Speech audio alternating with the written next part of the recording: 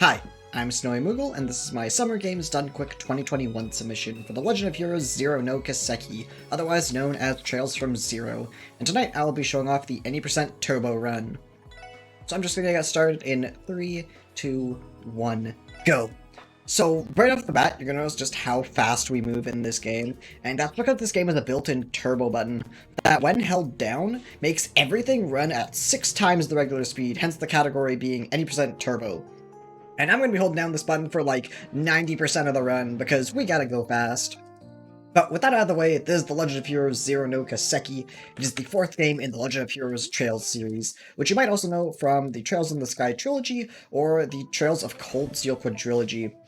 But Zero no Kiseki here takes place in between those two games, and follows Lloyd Bannings as he's joining the Special Support Section, which is kind of a new division of the police force, designed to take requests from the people and help them out. Along with Lloyd, we have Ellie, Tio, and Randy here. They're going to be joining Lloyd and forming the Special Support Section, and they'll be our party throughout the entirety of the run. We also have Chief Sergey there. He just gave us our first quest, which is to rescue a couple kids that for some reason went into the sewers to play, so we gotta save them. But before we do that, we're actually going to head over to the airport, because we need to watch that quick cutscene. If we don't watch that cutscene now, we actually will softlock at the very end of the run right before we beat it, so we make sure we get that done right now. Now, entering the geofront here is kind of the underground of Crossbar City, getting introduced to kind of trying to run around enemies while in turbo. So every enemy in this game has kind of a general patrol radius they'll follow, but the position they spawn in when you enter the room is random. So I'll usually look out for where they are when I enter the room and plan out my route accordingly. Now, if an enemy does spot us, they will try and chase after us, but there's still a couple things we can do to combat against that. One is to attack them in the front, which will stun them for a brief moment. Another is to attack them from behind, which will stun them for quite a bit. As you saw, by attacking this enemy from behind, I was able to stun it and actually get quite a big advantage in the battle. Now, the reason I fought that enemy is because it actually was in the middle of that corridor there, and it would have been impossible to actually get around that enemy, unfortunately. So in that case, it's usually just faster to fight the enemy and get the fight over with. Now right here, we found one of the kids, so we're going to take him with us to go find his friend. Right here, these enemies can be a little bit mean if they spawn too close to the chest, because if they're too close to the chest, we're actually unable to open the chest. But with that out of the way, we're going to set our party into a specific formation for this upcoming fight. It's kind of the first major fight of the run. Now, there's a very nice turn order. So, we're going to let Lloyd and Randy go up front here, and all the slimes are going to be attracted to Lloyd. And the reason we want them all to group up is so that Tio can attack all of them at once. And the reason we want that is because you can see we have 3 gauges at the bottom. We have HP, we have EP, which is basically our magic, and we have CP. And CP is the important one because whenever we attack enemies or get attacked by enemies, we get a little bit of CP. When we have over 100 CP, you'll see right here, we can use our ass brakes, which will just obliterate all the enemies on screen. So the way that works is we group up all the enemies together by sending Lloyd and or Randy forward. It kind of depends on the turn order, which is random. But once they do that, hopefully all the slimes get aggroed, and with all the slimes together at once, Tio, her regular attack, can attack multiple enemies at once. And when she attacks all 5 slimes at once, she gets 50 CP for that. So she does that for 2 turns and gets over 100 CP, and as long as she has 100 CP, she can use her powerful S-Craft attack. And S-Crafts can be used as long as you have 100 CP, they can actually be used whenever you want. That's how you saw me, like, I was able to attack with Tio, and then use her S-Craft immediately after that, even though it technically wouldn't have been her turn immediately after she attacked. So S-Crafts are very powerful, and they get a lot of use throughout the run. Though we do have a button, normally they play very long animations, but there is a button to skip those animations. But usually you will hear a little sound when we use those. Now, right here, we're going to do a quick little flashback cutscene, and we're going to get introduced to the support terminal. And this is where people are going to send in their requests for us as the special support section to fulfill. This first one here is just kind of to go around town, though, and get to know a few important NPCs that are going to help us out at the special support section. The first one here being the weapons vendor. We will turn to him once during the run to buy weapons. But that won't be for any time soon, like it's like 40-ish minutes into the run. We're also going to go into the ordnance store here, which is where we can make quartz with Seth. I will explain that system in a little bit, but it's not very relevant right now, so don't worry about it. Now, heading into E3, this actually isn't needed for the quest, but we're going to quickly rest up at the inn. And the reason we do that is, in addition to restoring all our HP and EP, that actually restores 100 CP for every character in our party. And we want Lloyd, Tio, and Randy to have their S-Breaks for the upcoming fight. Ellie also will get access to her S-Break, but her S-Craft isn't very strong right now because it's just a healing S-Craft, so it's not going to really do any damage to enemies. And the healing S-Craft is very good casually, just we don't really have much use for it in the speedrun. Another thing is so right here we're gonna report in our quest for going around and talking to a bunch of the NPCs, and we're getting a few more requests. We have a few more requests coming in. Unfortunately, for a couple of those people, their requests aren't mandatory to advance the story, and there's only one we need to do that, and that is to go into the Geofront here and exterminate a giant bat that has suddenly made the Geofront its home. If I haven't explained already, the Geofront is kind of just the general term for Crossbell's underground. And there's a few different sections of the Geofront we'll be exploring throughout the run. Right there, getting a chest with a bunch of Sepith in it. Again, I'll explain Sepith in a little bit. We're basically running through here. Because there's not a lot of chests we need this time around, we can basically just zoom all the way through, and it's much faster than the first time we went through here. Now here's the big bat fight. The way this works is I'm going to have Lloyd set up a spell, and we're going to wait for 2 bats to show up in the back, and I'm going to have Randy use his S-Craft. I'm going to have Ellie use a spell, and I'm waiting for that bat to show up, and then Tio's going to use her S-Craft. So we can get a ton of damage onto the big bat, in addition to getting rid of 2 sets of those small bats. And we're going to heal up Randy here just so he doesn't die. And pretty much now we're just kind of spam spells and regular attacks if they're faster. And we pretty much have this fight done. And that was a very clean fight. That was actually really fast. I'm very happy with that. But with that out of the way, we'll talk about the Sepith system in this game. So, every enemy in this game actually does not drop any money at all. They only drop Sepith, which there are 7 different elemental types of. And Sepith has 2 main uses. One is to make ports, which we can give to our characters. It's kind of like Materia from Final Fantasy VII, where we equip it, and they'll give certain stat bonuses, and give access to certain spells. And we can also sell it for money, because again, enemies do not drop money, they only drop Sepith, but we can sell that Sepith for money. So we sold a bunch of our Sepith there for quite a bit of money. We're going to do a lot of shopping right now. And we also made an Action 1 ports, which we equipped to Lloyd. So that's going to give him a little bit of a speed boost, in addition to giving him access to a spell to decrease enemy speed. And we're going to use that very soon. Right here, we're going to go into the Crossbow Police Department, and fascinated by the technological invention that is the vending machine, we are going to buy 16 canned juices. That's kind of the first part of our shopping trip right here. We're going to make our way through a couple other districts in Crossbar City, pass by the entertainment district, we'll be back later, and pass through the residential street, in order to get to West Street, which has a lovely little bakery.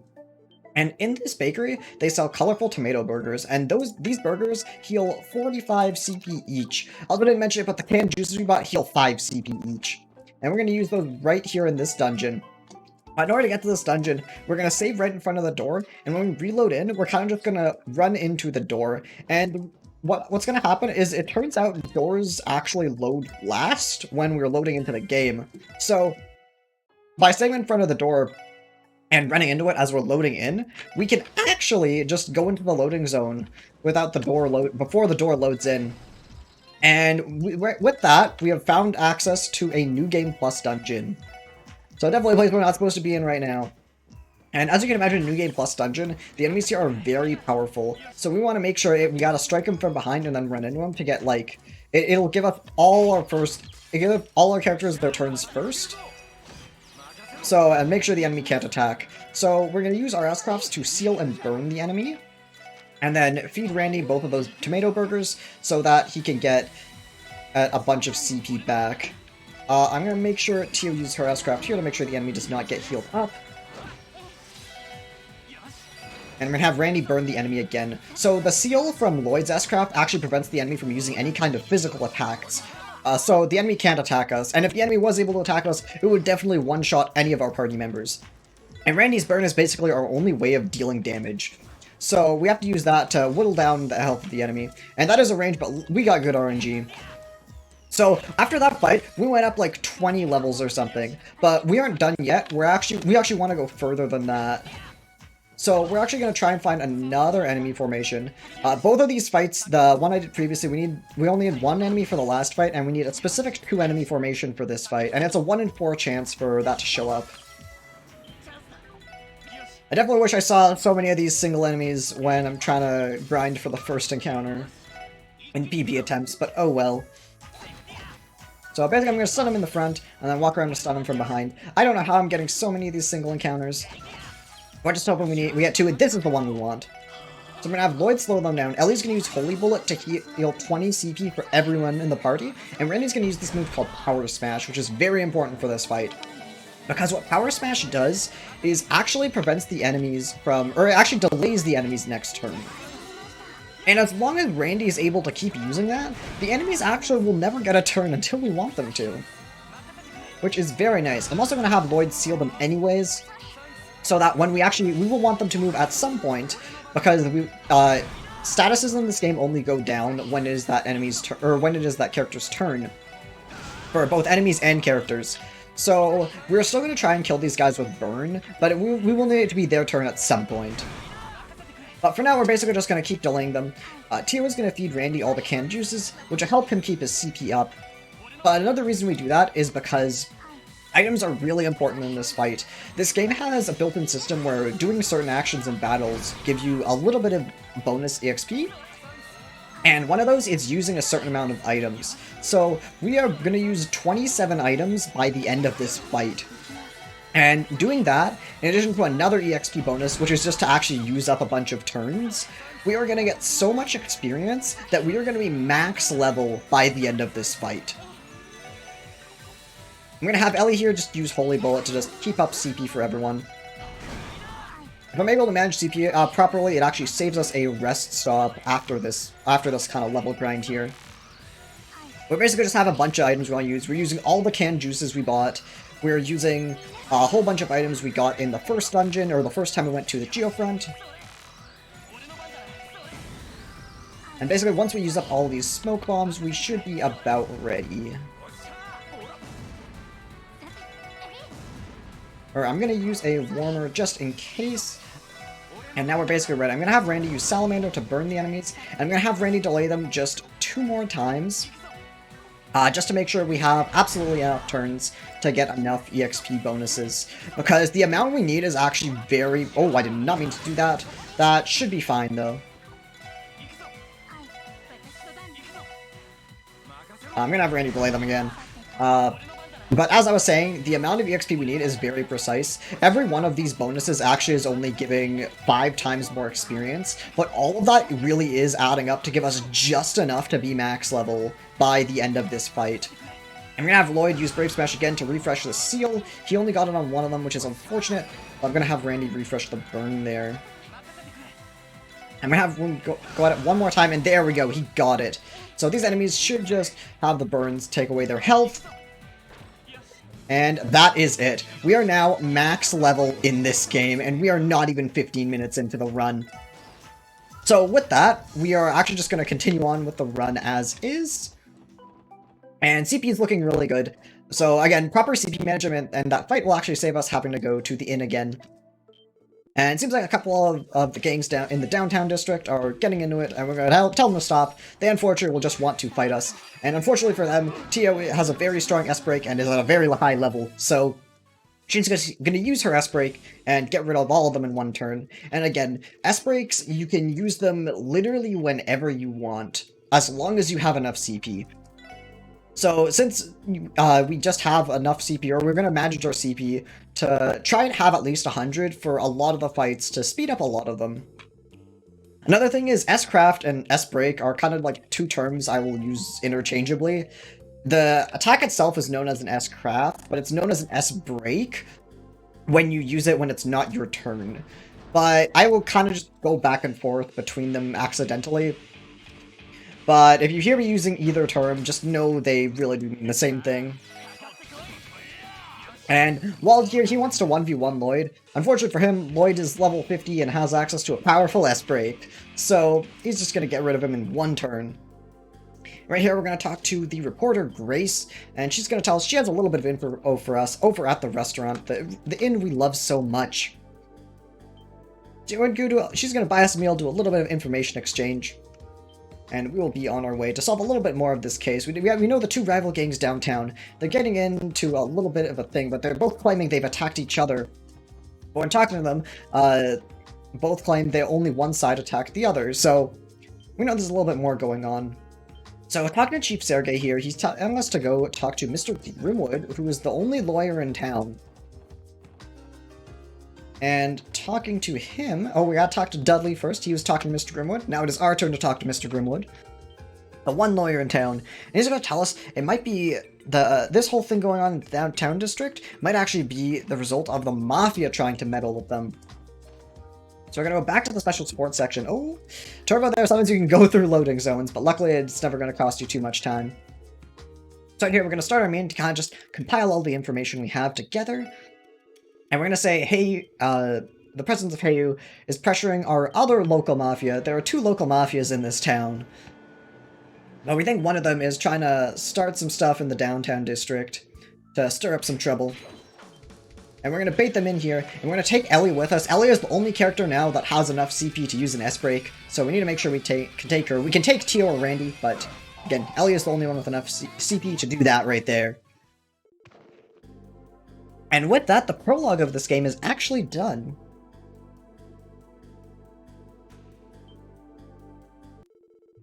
So this would usually be a time to get a real quick donation in. We have a little bit of cutscenes to go through. One thing I haven't mentioned about cutscenes yet is, in addition to the turbo button, there is another button I'm holding down to make text go even faster. So we kind of have, like, cutscenes go by incredibly fast in this game. So right here, we're getting a little bit of report that there have been some wolf attacks all across the Crossbar state. And so we're going to start investigating those. And so we're going to make our way over to the East Crossbar Highway to take the bus over to our Morica village. Unfortunately, the last bus just left, so we're going to have to walk all the way to the village.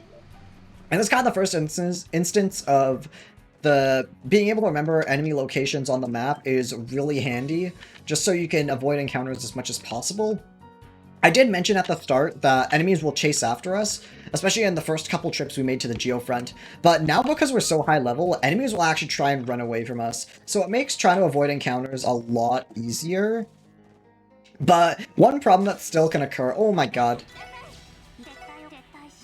One problem that can still occur is when enemies try and run away from you, they actually try to run away from you in a wide turn. So you could, like, run right up to an enemy's face, and in their attempt to run away from you, they run into you.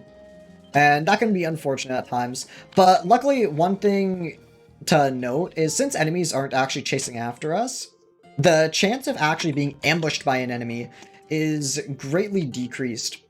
And the reason that matters is because the chance to escape from an encounter depends on how the encounter was kind of initiated.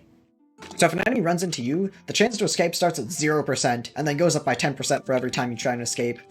But if you kind of just like ran into the enemy head on, it would start at 50%. And that is usually what will happen if we accidentally have an encounter at this point. Now, right here, we kind of have to go around and talk to a whole bunch of villagers, and while we do that, I'm going to sell a bunch of Sepith again. And after we do that, I'm going to buy 5 straw hats. And after doing that, I'm just going to talk to the guy here. At this point, we know there's some stuff going on. There was some wolf attacks seen in this village. And so we talked to the mayor, and now we just kind of have to go and talk to a bunch of NPCs and gather some data about what's been happening. Another thing is right here, after talking to the innkeep, make sure I rest, because we're going to want some CP for an upcoming fight. And again, resting at inns will restore 100 CP for every character in our party. So right there, we're basically done with all the intel gathering here in our Morica village. And so we're going to wait for the bus. But it turns out Harold, the traveling merchant we just talked to, is kind enough to give us a ride back in his car. And after he gives us a ride back in his car, we're returning here in the Central Plaza, and we're actually getting access to the fast travel of this game.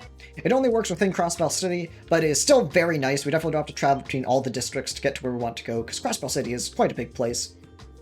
And it turns out this bus is out of service, and we don't know why. So just like with our Morica village, we're going to try and walk all the way over to our next location, which is the medical hospital. Right here, it turns out some monkeys were attacking the bus, so Ellie's gonna S-craft and put them basically really close to death, but not entirely. That is kind of a damage range, so sometimes Ellie's S-craft can kill them, sometimes it can't. In that case, it didn't, but luckily Lloyd and Tio can still get a little bit of damage in to just finish them off. We also have Lloyd and Estelle show up to help shave off the other monkeys that showed up because we are at the special sports section, but we aren't that strong yet, so we definitely can't take care of everyone's problems right away. Right here, I'm going to slow down a little bit. This is definitely a very scary section. Again, we definitely want to slow down for a lot of parts where we know enemies are patrolling, just to see where they have spawned in that case. Just because, as you can imagine, it's very difficult to react to enemies in 6 times turbo. Now we meet Lloyd's sister Cecil here, and she luckily works at the hospital and is going to help us a little bit with the investigation that's been going on here, because there has been another wolf attack here at the hospital. I'm going to talk to the guy who actually got attacked by the wolves. He's going to tell us a little bit about what happened, and we're going to go back up to where he said the attack happened. Oh, wait, I'm going to go up the stairs. And this is definitely a point where I think turbo movement really does matter, and memorizing just the layout of the hospital and where you need to go. Right here, we're going to investigate this section from above, and now we investigate from below. We're going to suspect the wolves came up on these boxes. Another thing I want to mention about just turbo movement is I think it makes a lot of sections like this a little bit more interesting, just with how much more difficult it becomes to move around. If we were moving around here at normal speed, it would kind of just be the same thing every time. But with turbo, it kind of makes things a lot more interesting. We're definitely doing more runs of this game, and just kind of going through these sections over and over. It definitely helps with being able to move around what seems like uncontrollable speeds. Now, we've basically done with our investigation in the hospital, so we're going to return back to Crossbar City. And that's basically it for day 1 of our investigation of the wolf attacks. But now we've heard there's been a wolf attack at Maine's mining village, so we are going to head there next. And that's actually going to be our final place to investigate before we finish Chapter 1 here. We're going to fast travel to Residential Street and head up to the Maine's Mountain Heath. And we're going to do our best to try and avoid encounters here. That was one case where I was talking about earlier, where enemies can try to run, or can accidentally run into you when trying to run away from you. Which can be pretty annoying, and I'm getting unlucky with the escape chances here. So again, these enemies are going to try and run away from us, but it doesn't always work out. They will sometimes just run into us as a result. And it can be a little bit annoying. But luckily, enemies aren't, like, strong at all, so we don't really have to worry about, like, health management too much. And they're never really gonna kill us. Just costs a little bit of time.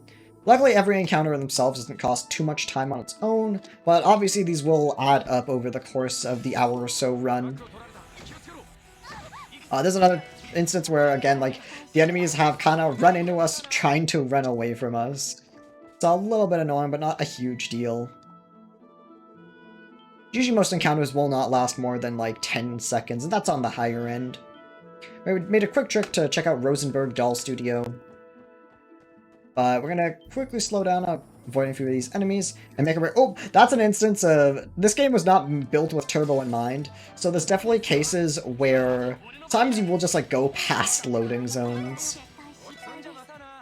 And there are also cases where you can actually clip into objects and get soft locked, but luckily this game has a built-in autosave system that basically like autosaves like every time you enter a room, so you're never gonna lose that much time if you end up soft locking or end up going out of bounds. And more importantly, those kind of soft locks will not just like end your run, even if they will make you lose a little bit of time. Now right here, we're kind of our last room before Maine's mining village itself. Basically our last place we have to investigate. And in order to do that, we kind of just go talk to literally everyone in the town. We get another place where turbo kind of does like make a pretty significant difference in terms of trying to go around and talking to everyone. And like repeated runs of this game definitely help you with like just running around here in turbo. And just basically have to like go around and talk to everyone. Would honestly be a pretty good time for donations. I'm gonna try and talk to the mayor here. I'm told he's apparently not in right now, or he's in the middle of a meeting. I don't remember what exactly was happening. We basically just have to talk to everyone in town.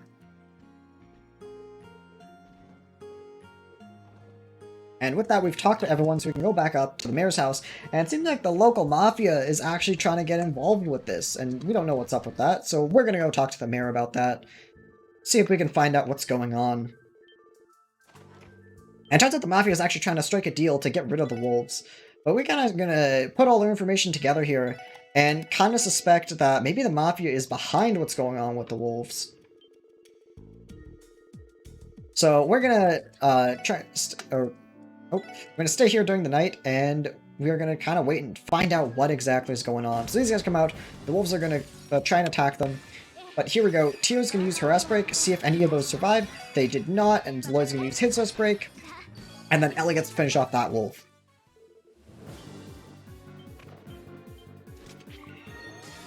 And you know, for this fight here, Randy's just going to use his S-break, gets quite a bit of damage on them, but leaves a couple of the wolves alive. So I'm actually going to let them come to us. Oh, very nice. If you actually get a counter, if an enemy misses you in this game, you actually get a counter attack, which is what Randy got right there, which saves just a tiny bit of time. Now they're going to bring out a whole bunch of other wolves, but this blue-silver wolf here, Zeit, he's going to save us. And with that, we've busted the case about the wolf attacks. It turns out it's the mafia behind it. And Zeit, the wolf that saved us, is actually going to be our police wolf dog now. And he's a very good boy. Now, with Chapter 2 getting started, we're going to kind of a few introductory cutscenes for a few little things. We get one with the Mafia, we get one with Arc-en-Ciel here, and their two main performers. It's basically a theater troupe here in Crossbar. And we also have the mysterious hacker here. And we'll find out more about basically all of those throughout this chapter. But before we find out about any of those, we actually have our quest to fill, and that is over in Armorica. They want us to exterminate some hand-standing skunks, apparently. So we're going to go over and ask them a little bit more about that. Before we do that, though, S-Scraps are going to be very handy for exterminating them. So we're going to rest up at the end and get 100 CP for everyone. So, talking to the mayor. He just tells us a little bit of what's happened. It's an old property, kind of near the fork in the road, so we're going to take the bus over to the fork in the road. Right, we do have access to the bus now, which is very nice. And check out the abandoned property. It turns out there are a bunch of hand-standing skunks here that have kind of made this their home. So the strat for these fights is to use Randy's S-Craft first, and then we'll get what's called a team attack. I don't think I've used it so far. So whenever we actually dizzy an enemy by attacking them from behind, or if we're high enough level we can just attack them in the face with it, they'll get dizzied, and if we run into them, we will most likely get what's called a team attack. And that is, as you can see right there, basically everyone gets a turn to attack, and since we're just basically max level in the game, we'll get to kill most of the enemies with that.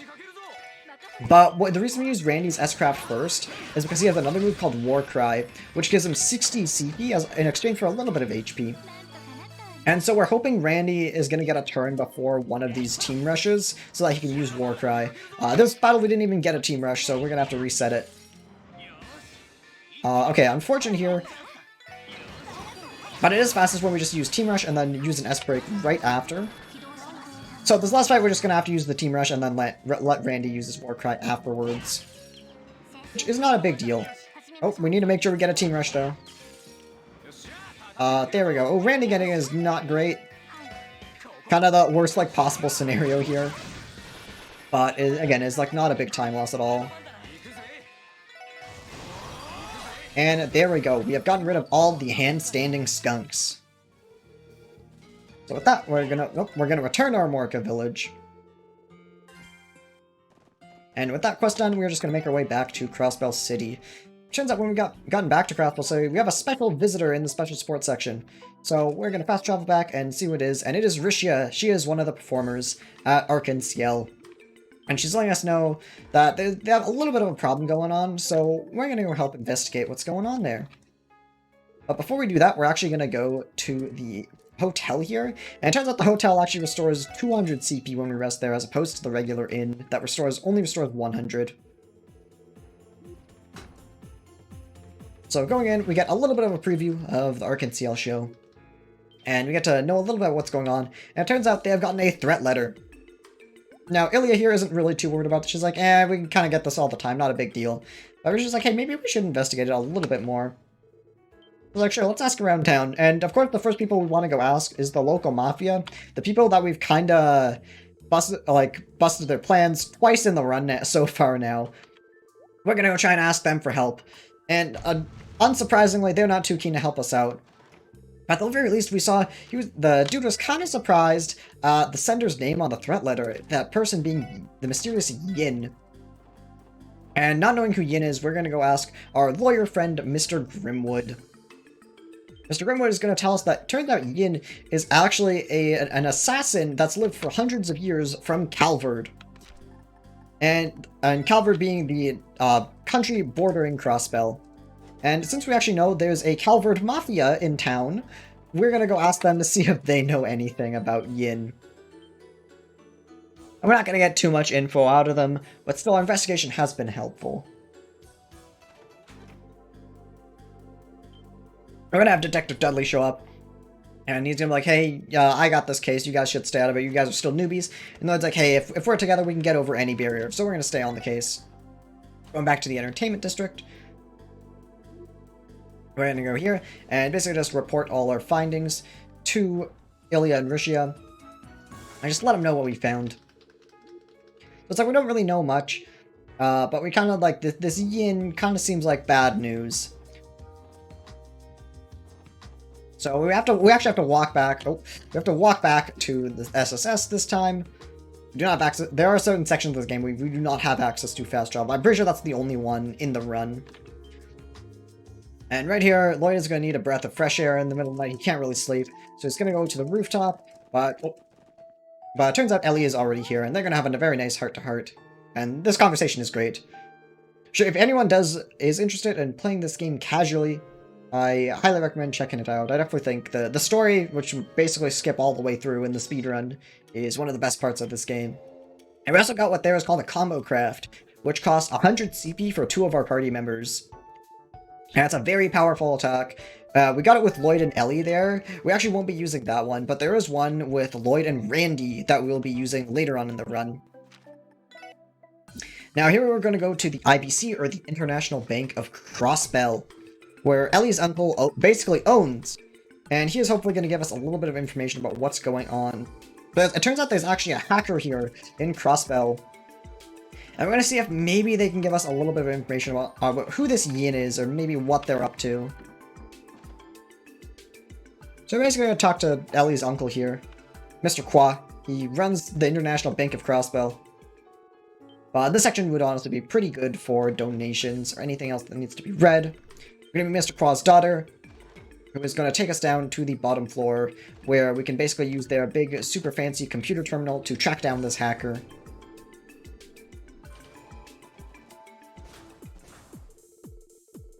We get to listen to a very cool song for only a few seconds, though.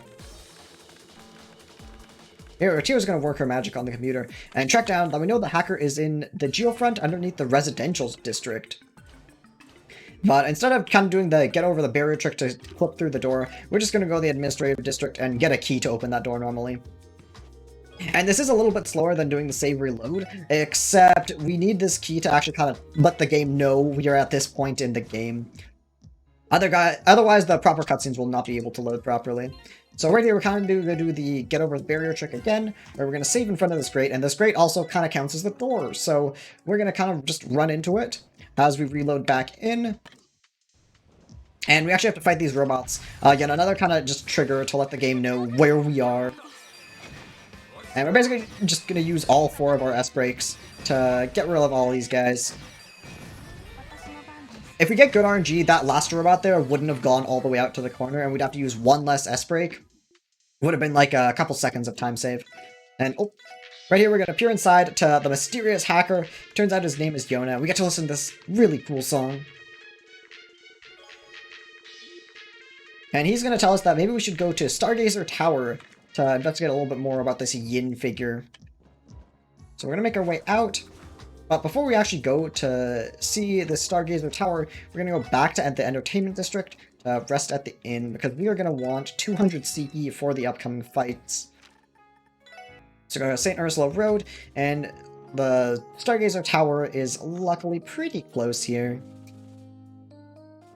Now going through the fourth, there actually is a... Oh, I usually do not run into this monkey. Now there's a chest we want to get here. I'm going to try and get around a few enemies before we do so. This enemy is too close to the chest and ran into us. I am just going to kill the enemy. If you are high enough level above an enemy, you actually can just kill them on the field with your field attacks, which is very nice. Please, we don't want to fight you either. But we did get what's called a cast quartz there. Now, I didn't explain it earlier, but spells in this game actually take 2 turns to be used. There's the initial cast, which is when you basically like pick in the menu and say you want that character to use that move. But then there's also like actually using the spell, which takes a little bit of time after that. Right here, these 2 knights, I'm just going to have Randy S-break them, and it'll one-shot them because he is a very strong boy. But as I was saying, the spells take 2 turns, or basically 2 turns to cast. And so that cast cards will decrease the time between that like kind of initial use of the spell, or that initial cast of the spell, and then actually using the spell itself. Now, navigating through Stargazer Tower, it is kind of like a lot of the field sections, especially like going to Armorica, where we kind of just have to like memorize a lot of enemy locations and slow down when we get to them, because it's just pretty hard to try and avoid these enemies, especially when they kind of like only fade in like once you get close to them. So, oh, as you can see right there, it's like just super easy to accidentally run into encounters. And oh my god, as I say that, we run into another encounter. Luckily, these 2 I ran into myself, so the escape chance is starting at 50%. And luckily, we kind of just will like hit some of these enemies if they're in our way, and it will destroy them. Now right here, we actually find the mysterious assassin Yin, and she is going to fight us. And we are basically just going to use 3 S-breaks from Lloyd, Ellie, and Tio, and that is going to defeat her rather quickly. There's a couple dialogue options. If you don't get these dialogue options right, the game will actually not let you go through, so definitely want to make sure we get those right. We're going to talk to Yin a little bit, and Yin is claiming that she actually did not send the letter, which seems a little suspicious then. Who is sending this mysterious threat letter, signed by Yin? We don't know, but we know kind of something is up here at the Ark and CL performance. So, Lloyd and Ellie here are basically just going to wander around and talk to 3 NPCs, and interact with 3 doors to check the 3 main stages. Basically just patrolling around and making sure nothing too suspicious is going on. And we actually have to do that 3 times. So, despite turbo movement kind of being a thing here, this would definitely be another good time for donations to be read. One thing I will note is, funnily enough, this is something that tripped me up a lot casually, because I definitely didn't think they'd make me do this 3 times, but they just do. I think it's a really cool moment casually, though, just with, like, you definitely don't know what is going to happen, so the suspense kind of builds up when you're going around and doing all these interactions, and seeing little bits of the show in between. But in the run here, it's not the most interesting. I definitely really like probo movement in a lot of sections, just not really too much here, honestly. But here we go, we only have 1 more NPC to talk to.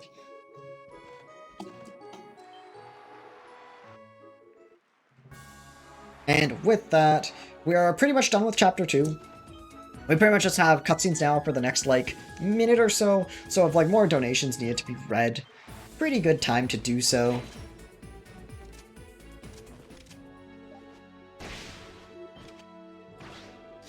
Now Zeit, our new police wolf dog, is gonna catch the bad guy, because he's a good boy. Gonna quickly read through the newspaper. And watch a few more cutscenes. And we're gonna transition into the... Oh. Wait. Wait to finish Chapter 2 first. I was gonna talk about the Crossbar Anniversary Festival. Here we go. Now we're going into the Crossbar Anniversary Festival. The big multi-long festival that Crossbar holds on its anniversary. It's a big thing, everyone's having fun. Except, as the SSS, we still have some support requests to fulfill, so we're gonna have to do that a little bit. But we actually won't be finishing Chapter 3, because we will actually be going straight to the endgame in the middle of Chapter 3, so you will see that in about, like, 8 minutes or so. But we still have some requests to fulfill, and one of them is trying to find the missing doctor at the hospital. But before we do that, we're going to talk to the weapons guy. This is the one weapons shop we will do throughout the run. We'll buy weapons for Lloyd and Randy. Oh. Because they will have to do a little bit of attacking later on. And we are going to make our way to St. Ursula Hospital. And we're going to talk to them and ask, like, hey, I heard you guys got a missing doctor. And yeah, they basically have no idea where he went.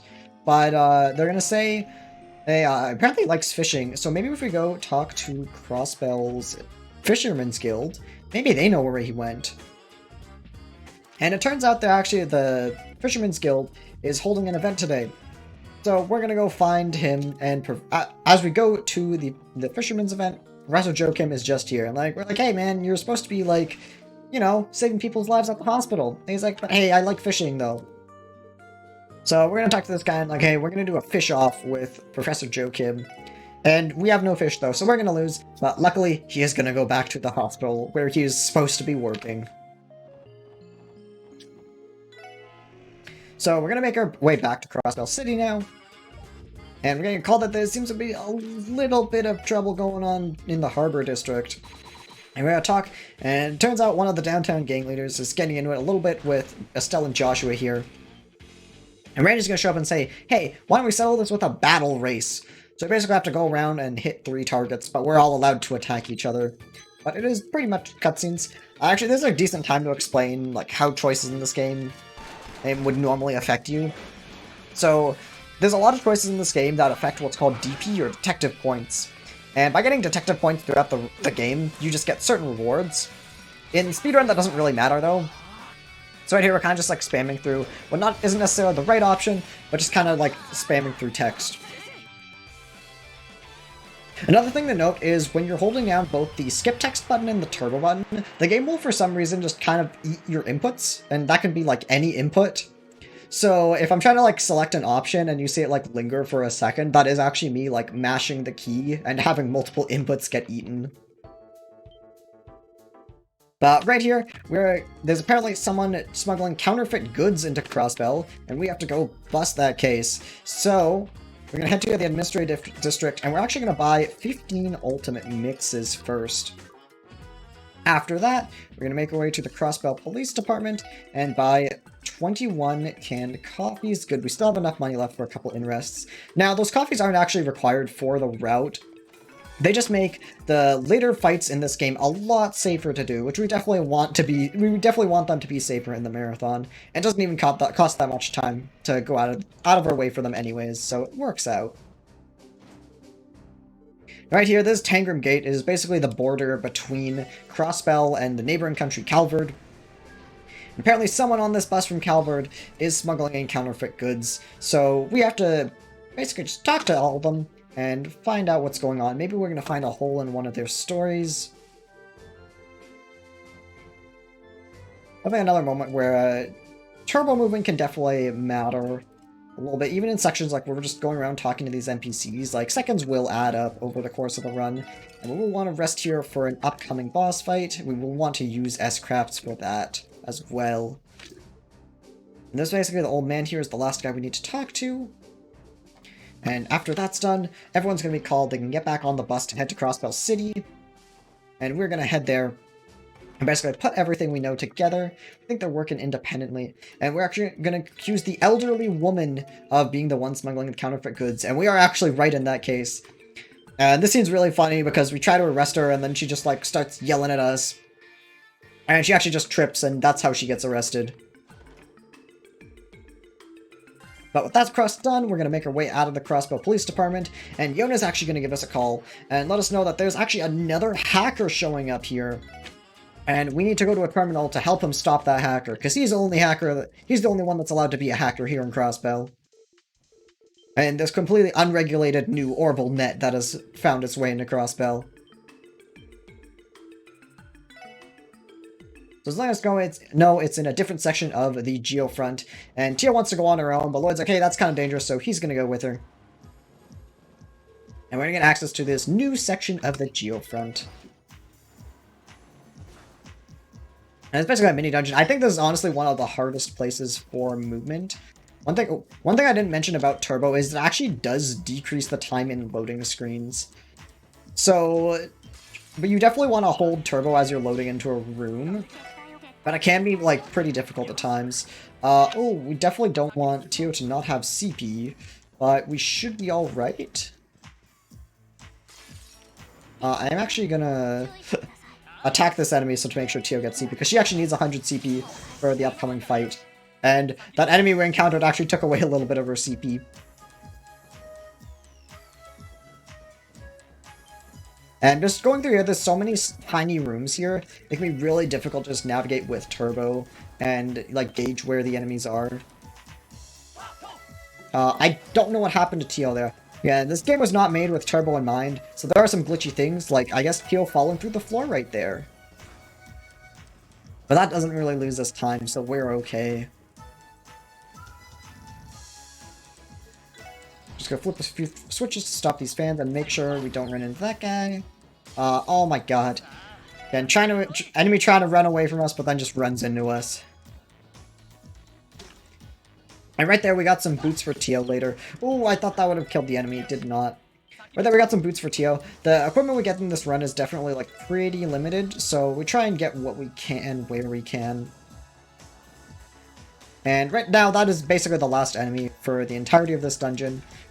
So just have to flip this switch, and we get to go do our boss fight now.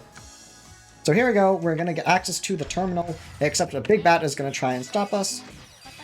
But we're just going to use a couple less breaks and get rid of him very quickly. And with that, we'll make our way into the terminal room. And we're going to have a quick flashback, but Tio is actually going to team up with Yona, and they're going to have a hacker battle with the mysterious hacker Kitty that Yona is trying to capture. But now after all that, we're going to be getting a whole bunch of information that we're trying to investigate in the first place about the Mafia. So making our way out of here, we're going to go all the way back to where Yona was. Luckily, it'll teleport us, because this game is nice. And we got a whole bunch of information from that, and so looking up this information now, plugging it into our terminal, we're going to find out a whole bunch about the Mafia and what some of their plans are. Unfortunately, we're going to be skipping all that because we're actually about to head to the final dungeon right now. So, we have this quest for missing tourists. This is over in Armorica, and near Armorica Village is the ancient battlefield, which 2 tourists have apparently just gotten lost in. So, we need to go save them. And before we do that, we're going to rest up twice. Fortunately for those tourists, we actually aren't going to save them.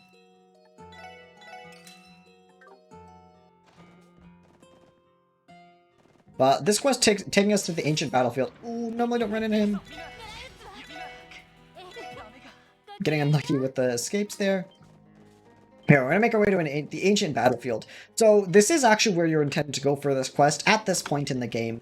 But it also turns out the ancient battlefield does lead to the final dungeon. So normally you'd be intended to do this quest now, and then later on in this game, in Chapter 4, you'd come back here to go to the final dungeon at the very end. But we're going to do a few clips here to get access just to the final dungeon right now. Now this door here, normally you'd have to go all the way around to get through here, but we just have to do two save clips. And it's 2 because that door is pretty thick, and same with this door, so we're going to have to do that twice. So just, again, running into the door as we're loading in, just before the door loads in. So it allows us to get a little bit of movement in there. And now this time we'll be all the way through the door. And now we are in the final dungeon of the game.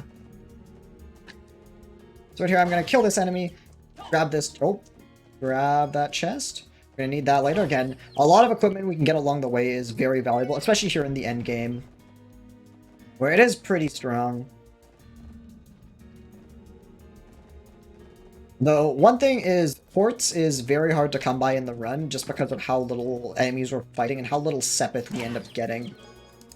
If you've played this game, or pretty much any Trails game casually, you know how much can kind of go into setting up having your quartz set up, and how much time you spend there, and how much quartz is really necessary for that. But we definitely skipped a lot of that throughout this game, so there's definitely a couple chests we're going to want to get here, to get basically as much Sepith as we can. Luckily, the Sepith route in this game is pretty consistent. We're going to try and escape here. Oh, I did not mean to go back up here. And again, a lot of sections here where we're just going to slow down to make sure we don't accidentally get an encounter. And here we go, hitting this switch, we can go through here now, and we actually have our final barrier to get over in the run. Okay, that monkey, I slowed down to attack him, but luckily he's just not going to get in our way. And right here, again, these last three ones are all coincidentally, like, thicker doors, so we need to do the clip twice to get through. Now we're going to make our way into the Kool-Aid River. And we're getting a couple chests here just for money. There's quite a bit of safety items we're going to want to get at the kind of last shop down here. Yep, there is a shop down here. And we're getting our kind of last Sepith chest of the run. We will end up with like very little Sepith at the end. Or at least the amounts of the elements we need. Right here in this room, there's this giant valve in the middle that'll raise and lower the water level. So we'll be returning that a few times. Getting the attack 3 quartz. Again, there's a handful of quartz here that we'll be getting. Because making quartz ourselves is just quite costly and we really don't have the Sepith for that. Right here, not going to get hit by that enemy. Oh. And hitting the valve in the middle here, we're just going to get another quick item. Oh no! So Lloyd has an attack on the field that hits twice, but sometimes the first attack will hit and the second attack will just miss, and that's what happened there. But I thought the second attack would have hit, so I just ended up running into the enemy. Now we're actually going to find the leaders of the Mafia, and we are going to let them out. But I don't know why they're down here. We kind of skipped that part of the game. We did skip like a whole chapter and a half to get here. And okay, that is actually our last Sepith chest of the run. And now we actually have our last shop of the run. So Sepith can also be used to upgrade slots, which we haven't actually done until this point. We're going to upgrade 4 slots of TOs to level 2, and then just open the last 3. And for every slot you actually open, the character gets more EP. And we want Tio to have as much EP as possible, because she's going to be using this spell called Thunder Cyclone, and it costs quite a bit of EP to use. So much that she's only going to be able to cast it twice. Basically, we're going to give her the necessary quartz to do that. Basically, give access to the spell, and also being able to cast it twice. Ellie, we're going to give her Action 1, and Randy, we're going to give her Attack 3 for just more power. Lloyd, we're going to give him Attack and Evade. And this guy here, we're going to exchange all the rest of our Sepith now to just buy a whole lot of items.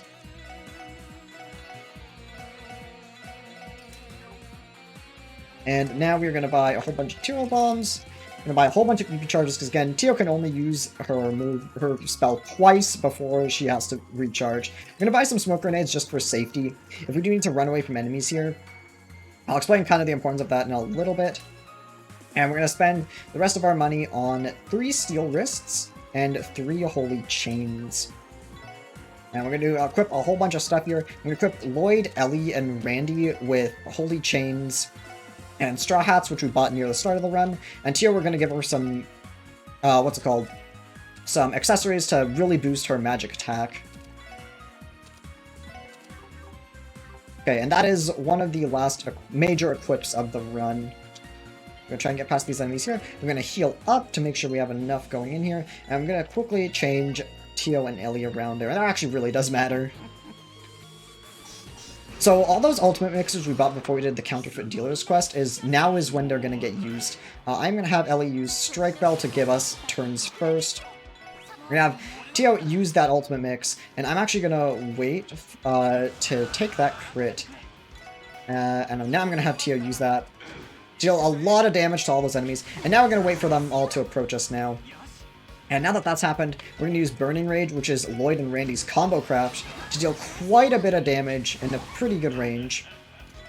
And now Tio's just going to be using the spell called Thunder Cyclone, which deals quite a bit of damage. And again, since we bought those ultimate mixes, that greatly increases Tio's magical attack. Oh, cannot use it, so I'm just going to have Lloyd go up and attack him. Same with Randy. Unfortunate counterattack. but this should be fine. Have her buff up Tio again, and I'm actually going to heal Randy just in case. Oh, and he went to attack Tio. Doesn't really matter though. So this fight is almost over. Once Tio gets that next spell in, she should pretty much be done, but we're going to heal up Tio just in case. I'm actually going to have her use this, because she's going to get a turn right after anyways. And this should be over. Those two got low, but they should be alright. And then give Tio another ultimate mix, and this should kill. No, it was so close. Actually, I'm going to have them use another combo craft and just finish them off there. Play that safe. We bought the coffees earlier, so it makes it a lot safer to kind of risk losing CP. And I'm also going to heal Lloyd up here. Just to make sure he doesn't die in case we get into any encounters here. Because this is actually a point in the game where enemies are finally going to start chasing after us again. We've been max level for a large majority of the run, and the enemies have finally caught back up. Now, being max level still makes us pretty tanky to a lot of enemies here, but it definitely is a little bit risky. Again, especially with how little courts we have. There's a lot of stat boosts that the game would normally kind of just expect you to have. Oh, I forgot about this guy. Not a big deal, though. I also did buy smoke bombs at the last shop, so just in case we do need to run away from an encounter, smoke bombs will increase your escape chance to 100%. Okay, and that is it for random encounters in the run. Now I basically have 3 last boss fights, and we're going to rearrange our formation, set up for that, and we need to equip... We need to exchange the Holy Chains for Steel Wrists. The Holy Chains were in the last fight. The boss can actually just one-shot you, and that's a chance on every attack. And that Holy Chains get rid of that. And the Steel Wrists prevent this enemy from basically stunning you. So that is not a great start, but luckily Randy is still close to him. So that's fine. Can Ellie reach Tio? No, she can't. So that's unfortunate. But what's important about this boss fight is he's not immune to turn delay. So that means as long as Randy can just keep using his Power Smash move, the boss will actually be unable to ever get a turn in again. And that makes this one of the, luckily, easier fights in the endgame, especially with how tough some of these other fights can be. And Tio is basically just going to keep using the spells here. Ellie is going to keep supporting Tio by giving her EP charges, and giving her the ultimate mixes when she needs to. Again, these ultimate mixes just to greatly increase Tio's magic attack stat, and just do a lot, and definitely will add up the damage for these bosses. Oops, ooh, I had Ellie accidentally buff herself. That should be alright, though. This next one should do it anyway, so it should be okay. There we go, didn't even need a buff that time. That's basically 2 of the final 4 bosses down. It's very funny that for some reason, I have no idea why, that is like the one boss in this entire game, not just the speedrun, that is not immune to turn delay. So right here, all those coffees we got at the start, or a little bit before coming here, I'm going to use a bunch of those right now, because those are just very nice for giving us access to S-breaks. And I am going to give... I'm just going to give Lloyd the rest of them, and I'll just have Randy use his at the start of the... or use S-Craft at the start of the fight. Okay, so that is fine now. We basically have... oh, I need to do one last equip. So all these steroids we're exchanging for straw hats. And that should be it. We should be ready for the final fight now. And again, all those straw hats we bought pretty early on in the run when we were in Armorica Village for the first time investigating the wolf attacks. Right here, it turns out Joachim is the big bad evil guy of this game. And we have to stop his plans. We're gonna get our revenge for when we lost the fish off earlier in the game, because he was that guy. So Randy, I'm gonna have him S-Craft right at the start of the fight. He's gonna use Burning Heart. I did use it a little bit in one of the earlier fights. It's basically a really powerful self-buff that raises his strength, defense, and speed. Now, Tio is again going to be basically our main damage dealer. Just dealing a whole... can we get Randy in this? We can't. It's not a big deal. Tio's basically our main damage dealer with Thunder Cyclone. It just does so much damage. Now, Randy's role for the last two fights here is basically just to use Warcry to get a lot of CP. And then he's just going to use S-Crafts to get a little bit of extra damage onto these bosses. Now, unfortunately, that one enemy kind of got a little out of range of Tio's attack. And it doesn't look like we can get both of them. So, a little unfortunate. Randy, I'm actually going to heal up just in case that's not enough to... Because you actually can, unfortunately, have Randy, like, faint with Warcry. And Ultimate Mix Tio to make sure she keeps the buff up. And make sure Lloyd uses Burning Heart. If Lloyd's Burning Heart actually runs out, he will just, like, be unable to move for one turn. We might actually be able to finish Jokim off here without defeating the minion. Oh no, and we still have to defeat this guy. Okay, not a big deal. That is a very powerful attack that I usually do not see. Because that guy usually does not live long enough. So hopefully Lloyd can attack him soon. I'm gonna have Ellie basically heal up Tio, because we actually will go into the next fight with the exact same like HP and CP we have in this fight. I'm gonna have Lloyd attack. And that was not enough. Okay, we're just gonna have Tio use a spell. This is very unfortunate and usually does not happen. But oh well, it is good to know what can potentially happen. Okay, there we go. So yeah, that enemy unfortunately went out of place to get out of range of Thunder Cyclone. But here, now we have the final fight of the game. Against Jokim, he's gonna do a little bit of drugs. Don't do drugs. It turns you into this giant demon. Definitely don't want that. And we're basically just gonna go through with the same strat we've kind of always been doing in these final fights. So Tio's gonna be our main damage dealer. Randy, I'm gonna heal him up first. Definitely don't want to play too risky. There's a fight where having your characters die, especially Lloyd or Randy, it's a lot more costly than the other fights. So I definitely want to make sure that happens, just because it is so much harder to revive them in this case. I'm gonna believe Ellie can survive a hit, and keep her alive for one more round. I'm gonna move Randy over here. Oh, I did not mean to use that turn, but that is fine.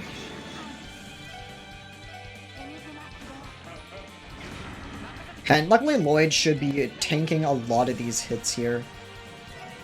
He is kind of being put up there just to be like bait out a lot of the attacks from Demon Jokim here.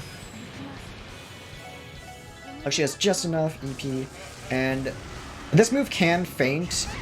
Okay, so Tia will have to heal her up next turn. Not a huge deal though.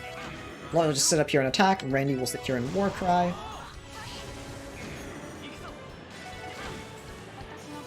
And then, yeah, use a Curia Bomb, get her up.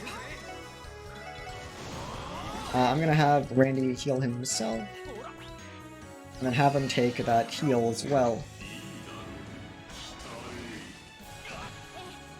And now, Ellie, I'm gonna have her heal these two up. We're kind of low on both EP and HP here, which is pretty bad. But luckily we're not in too bad a position here. And Randy's still just sitting here in the corner. Warcry, heal himself when needed. And I'm gonna have... Oh, Ellie needs to buff Tio. And then make sure Lloyd does not get rid of his Burning Heart buff, because if that does go to 0, again, he will... what's it called? He will actually get rid of...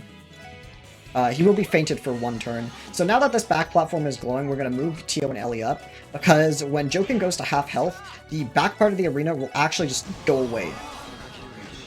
And that'll cause Tio and Ellie to just kind of not be usable for a few turns, and we definitely don't want that. So this fight is going pretty well, honestly. And I'm really happy about it. There's definitely quite a bit that can potentially go wrong in this fight. And so he's getting HP regen here, which is pretty bad, but shouldn't be a big deal. So he's getting pretty low now. So probably one more turn right after Tio uses her next Thunder Cyclone.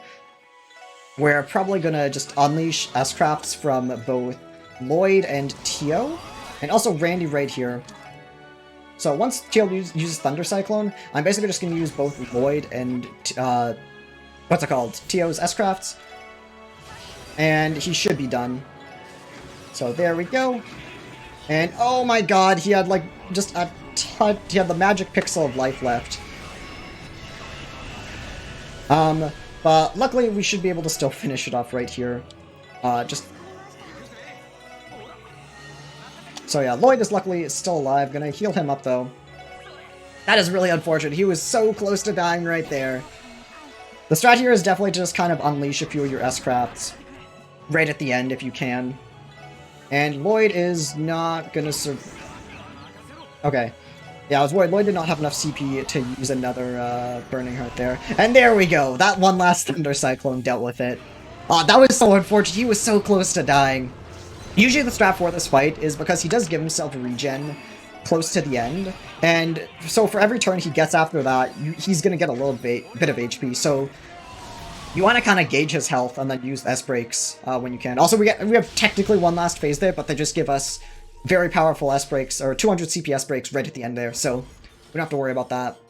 We have some development here from characters we didn't really meet throughout the game, because we kind of skipped those sections. But I'm still very happy with how that final boss went. If that happens in Marathon, I'm still very happy.